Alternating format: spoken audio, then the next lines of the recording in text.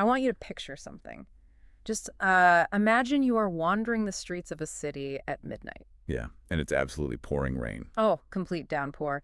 Neon signs are just flickering across these empty, wet sidewalks. But the physical weather is, I mean, it's nothing compared to the psychological weather you're dealing with. You're carrying this unbearable, just suffocating weight of grief. Exactly. You are completely lost in it. And then, right there on the corner, tucked between an abandoned tailor shop and a boarded up pharmacy, you stumble upon this warmly lit shop. A shop that you could swear was definitely not there before. Which is such a great hook. It really is. And this is the premise of The Price of a Second Chance, which is this dark modern fable that forces us to ask some really terrifying questions, like about human desperation, the illusion of control, and, well, the true cost of trying to outsmart time. Right, because we all have those moments we wish we could take back. Exactly.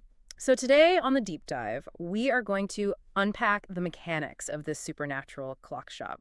We're going to follow a truly harrowing descent to see what actually happens when the universe's ledger is, forced out of balance. And our lens into this world is Detective Adrian Cole.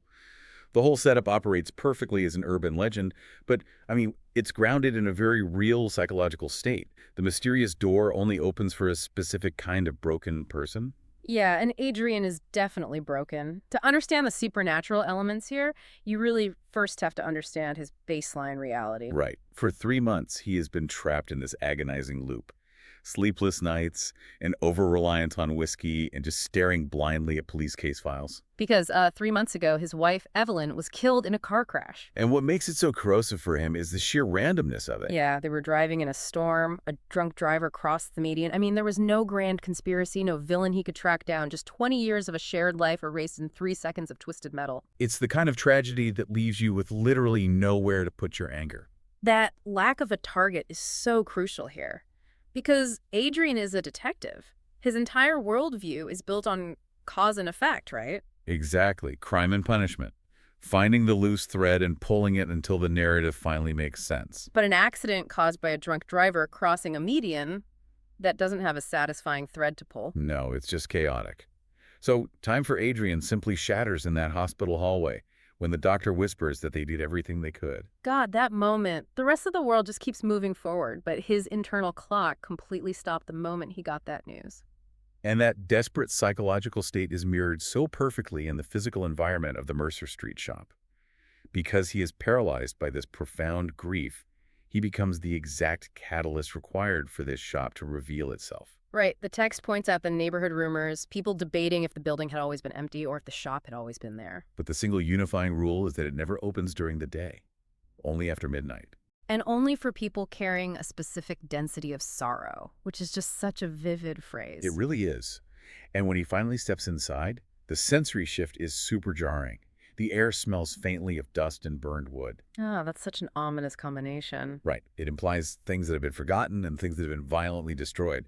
But the architecture itself is what truly disorients him. The shop stretches much deeper than the narrow building's exterior could possibly allow. And it is just filled from floor to ceiling with hundreds of clocks. Grandfather clocks, cracked wall clocks, pocket watches. And every single one is ticking perfectly in complete synchronization. Just a suffocating wall of sound. Tick, tick, tick. And sitting behind a cluttered workbench is the clockmaker. He's described as this old, thin, gray-haired man with wire spectacles resting low on his nose and these strangely colorless eyes. Adrian, being, naturally cynical and exhausted, tries to maintain his detective persona. He claims he just needs directions. He doesn't want to hear any philosophy. But the clockmaker strips all that away instantly. He just whispers, "No, you need time." The omniscience of the clockmaker is so unsettling because he doesn't perform any grand magical tricks to prove his power. Exactly. He simply states the raw truth. He tells Adrian, "You want her back." And when Adrian gets defensive and demands to know how the stranger could possibly know about Evelyn, the old man delivers that chilling line. Oh, it's so good. Because grief has a sound. I was thinking about that line so much. Grief has a sound. It implies that pain isn't just an internal emotion, it's a frequency. Yeah, like a beacon radiating out of you. Right, and something out there in the dark might actually be listening to it. It's a frequency of disruption. And the clockmaker responds to that disruption by offering the artifact. A small brass pocket watch covered in strange engravings, but the hands are moving backward. Which is a great detail, and the rules he lays out are deceptive in their simplicity, aren't they? Very much so. Turn the crown exactly once while thinking of the moment you wish to change. One chance. One moment changed. Nothing more. Okay, let's unpack this for a second. Think about what that brass watch actually represents. It is the ultimate Ctrl plus Z for reality. The undo button. The undo button everyone wants. Literally everyone, every single one of us has made a mistake or suffered a sudden loss and felt that intense physical urge to just rewind the clock 5 minutes. You always think, if I could just go back and leave the house a minute later or bite my tongue, everything would be fine. But this is where I find myself deeply frustrated with Adrian. He asks the clockmaker, "How much?" And the clockmaker looks him dead in the eyes and says, "You won't pay tonight." Oh, yeah. As a detective whose entire livelihood depends on reading people, reading rooms, and sensing danger, that should be a massive glaring red flag. You would think so, yeah. Right. "You won't pay tonight" is basically neon signage for the cost is going to be unspeakable. But see, what's fascinating here is you're looking at this with a rational brain, assuming a detective's logic would override everything else. But the text is exploring the reality of trauma. Grief completely short-circuits logic. Adrian has been drowning in an emotional void for months. The clockmaker knows he isn't dealing with a rational detective. He's dealing with an addict, desperate for a fix. Oh, that's a really good way to frame it. When Adrian challenges him, asking, "You expect me to believe this?" the clockmaker doesn't argue the physics of time travel. He just calmly says, "No, I expect you to be desperate enough." He weaponizes the desperation. He knows that when you are in that level of agony, you aren't reading the terms and conditions. Not at all. You don't care about the fine print. You just want the pain to stop. So Adrian closes his eyes, pictures the rain-slicked road and the crash, and he turns the crown. And the shift is instantaneous and violent. The ticking stops, darkness swallows the shop, and we are thrown immediately into the chaos of screaming tires. Just right into the action. Adrian opens his eyes, and he is gripping the steering wheel of his car. The rain is hammering the windshield, and Evelyn is sitting right next to him. Wow. She is alive, warm, breathing, and completely unaware of what has just happened. The physical weight of that relief must have been blinding. He realizes they are 30 minutes before the crash. So he does what anyone would do. He jerks the wheel, takes a completely different route, and avoids the intersection altogether. He even sees the headlights of the drunk driver scream past the intersection they would have been at. He did it. The fatal crash never happened. He saved her. He did. But this is where the fable turns its attention to the mechanics of consequence. Yeah. The next morning, Adrian wakes up beside Evelyn. He has his miracle. What? But then the news report plays on the bedroom television. A massive tragedy occurred downtown. 32 people dead in an apartment fire. God, an electrical explosion. And the text lays out the terrifying cause and effect chain here. Because Adrian took a different road, his car wasn't in the intersection. Right. Which meant the drunk driver who crossed the median didn't hit them. Instead, that same drunk driver kept going and collided with a downtown power transformer. It's awful. The resulting explosion consumed an entire apartment building on Mercer Street. 32 people burned alive, including families. Including children. It's a catastrophic displacement. When Adrian storms back to the clock shop that night, furious and accusing the clockmaker of knowing this would happen, the old man simply nods. He's not surprised at all. Not at all. He just says, the dead resist replacement. He's introducing a terrifying philosophy of the universe. He tells Adrian, every correction demands balance. I want to break down this concept of every correction demands balance because it's so vital to the whole story. Let's do it. It's like trying to hold a giant beach ball underwater. You have this massive volume of tragedy, and if you push it down in one spot to save your own life, the water doesn't just disappear. But pressure has to shift. Exactly. The pressure shifts. And usually it erupts somewhere else much more violently because you are fighting the natural equilibrium of the water. That is precisely the mechanism at work. The universe in this story operates on a strict cosmic ledger. You cannot erase an event of that magnitude. You can only reroute the energy. Right. And because Adrian forced the universe to unnaturally bend around his personal desire, the snapback is exponentially worse. But Adrian refuses to accept the ledger. He grabs the watch and demands another try. And you would think, after being responsible for 32 innocent deaths, the guilt would force him to stop. You'd think so, yes. But instead, we see this horrific escalation, timeline 2, Yep. He stops the dinner entirely so they aren't even near the car. Evelyn survives. They get 6 more months together. And then Then a gunman enters the hospital where she works, 14 dead, including Evelyn. the timeline finds her anyway, and the collateral damage is still massive. So he goes back again and again. And I found myself trying to analyze his mindset here. Like, how does a man sworn to protect the public justify turning that dial when the body count is getting so astronomically high? Oh, he's a detective, right? Yeah, he should be looking at the evidence and realizing his intervention is the actual murder weapon. I think it comes down to a perverse sunk cost fallacy.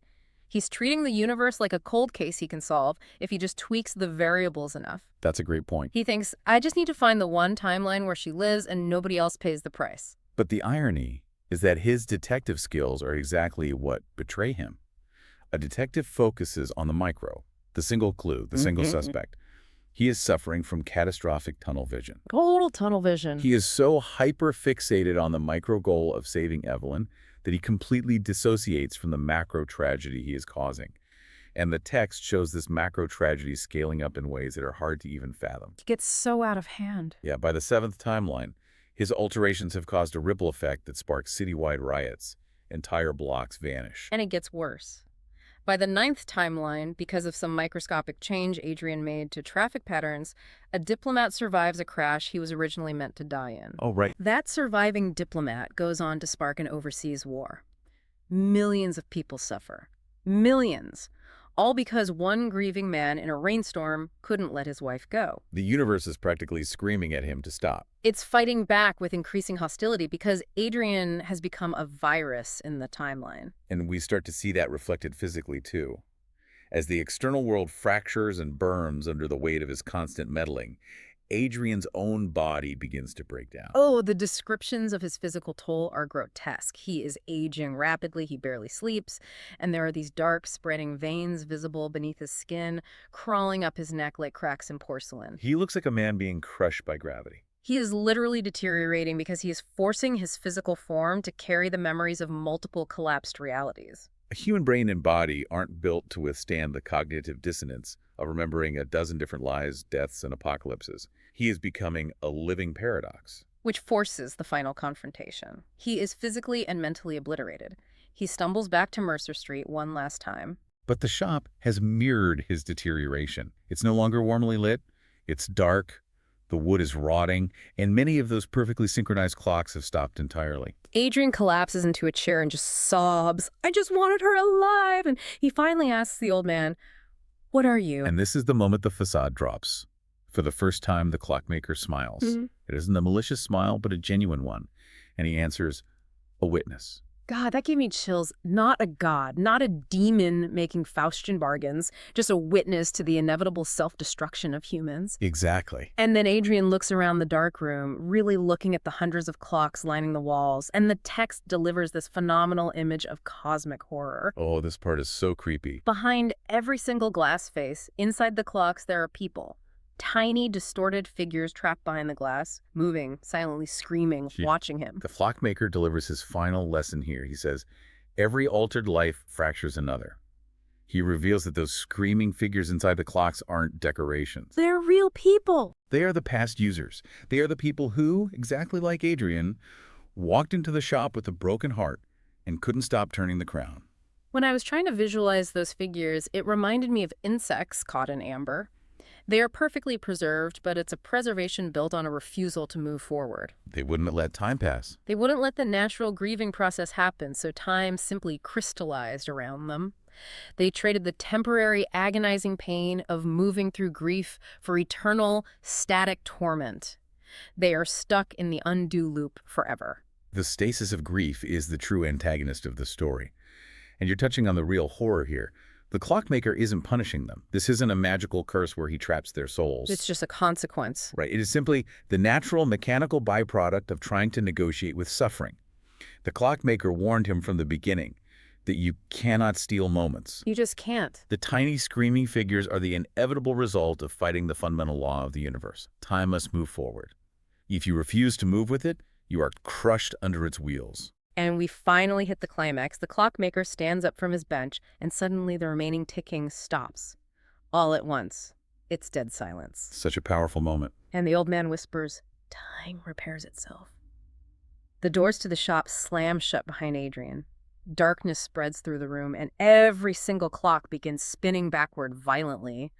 The thousands of voices trapped in the wall start screaming loud enough to actually be heard. Adrian panics, asking what's happening, and the clockmaker tells him, "You stayed too long." The pressure is too much. The clocks shatter simultaneously in a massive explosion of glass. And this is where Adrian faces the ultimate rejection. The worst punishment possible. Inside the falling shards of broken glass, in the reflections, he sees all the infinite failed timelines collapsing together. He sees dead versions of himself burned in the apartment fire, hanging in despair, drowned.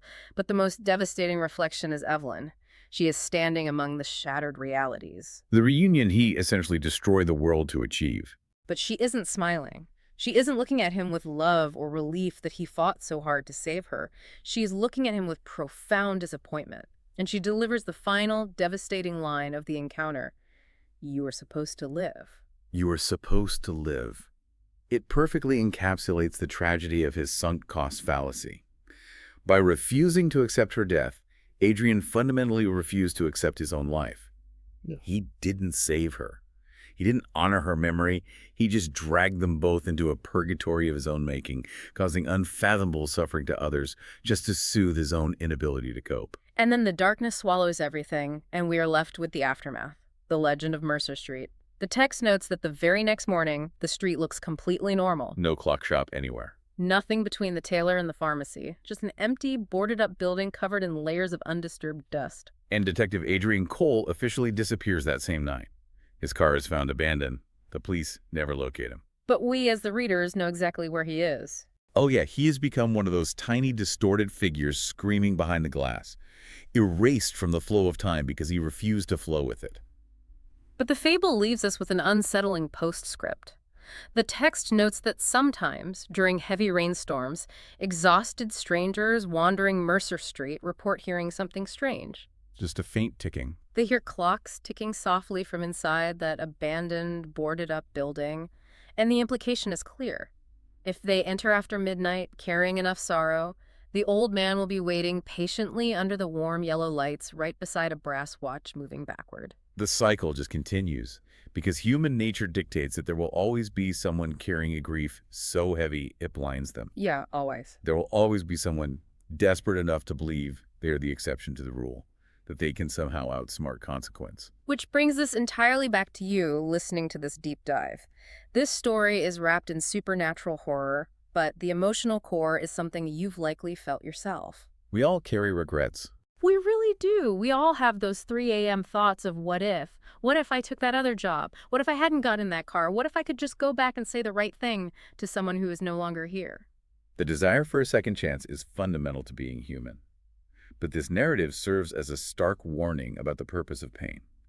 True resilience doesn't lie in attempting to rewrite the past. You can't just erase it. No, you can't cleanly edit out the trauma without unraveling the entire tapestry of your reality and potentially the reality of everyone around you.